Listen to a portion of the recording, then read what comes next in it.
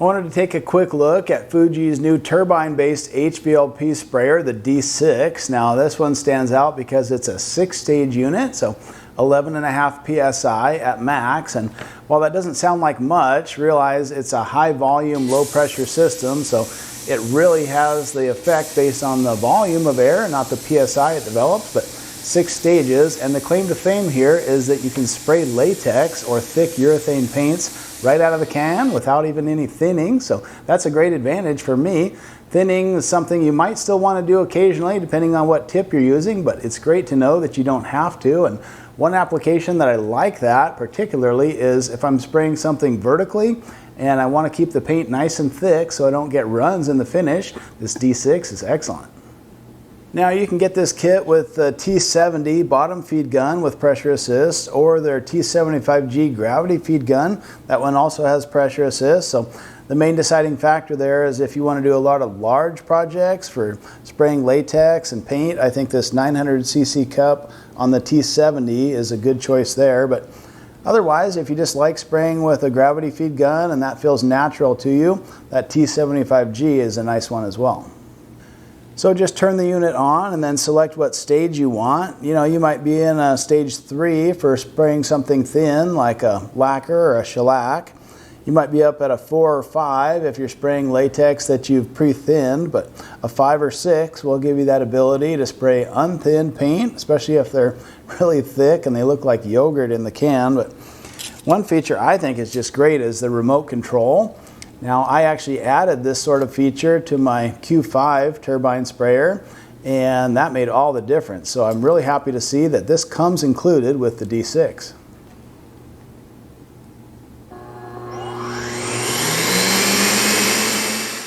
Flip-up gun holder, that's a new feature they've added on this unit, and while I don't use that a ton for the bottom feed sprayers, it's great for these gravity feed sprayers because of course they don't like to sit on their own on the bench, but then when you're done with it, it just kind of flips away and everything's well integrated into the case of the turbine.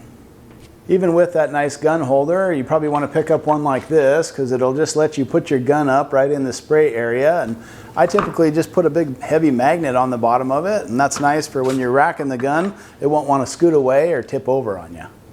They beefed up the hose with this new model too. It starts out as a heavy-duty rubber hose as it exits the turbine, presumably to take care of the extra output of this 6-stage unit, but then it goes to a really heavy-duty gray, shinier hose, and finally if your kit comes with that 6-foot flexible whip, that's always nice to add that at the end just so your gun's a little more maneuverable.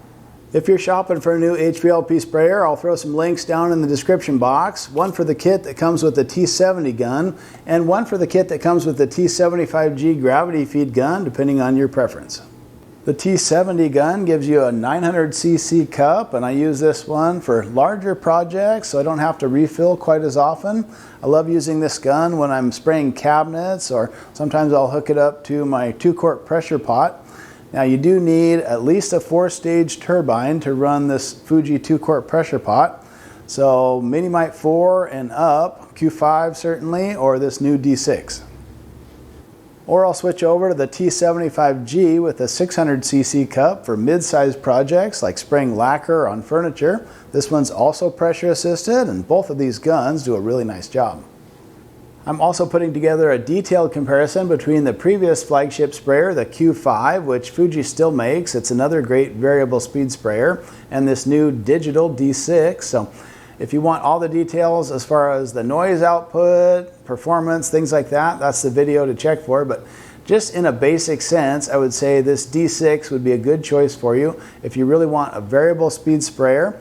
A lot of the smaller units like the Semi-Pro 2 or the Minimite 3, they don't have that variable speed option. They just kind of have one output, and the only way you can change it is that inline valve on the hose. Well, the D6 and the Q5 are different. They truly have variable speed.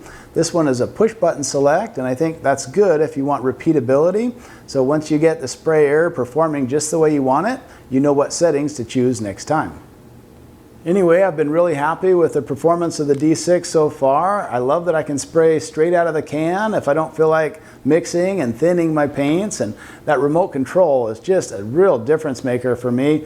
Regardless of the system you get, if you have a turbine-based system, I would definitely recommend getting a remote control, whether that's an optional add-on with a different system or one that comes with it like the D6. So is this system right for you? Well, I'm not sure, but if you want to do a little more research, you can drop down to the description box, find those links, and see which kit you're more interested in, the one with the T70 or the T75G. Both good ways to go, just depending on the size of projects you usually spray. If you found today's topic helpful, give me a quick thumbs up. If you know what the D stands for in D6, drop it down in the comment section. I'm serious, I'd just like to know. I'm guessing it's digital because Q5 is quiet, D6 is digital, maybe? I don't know.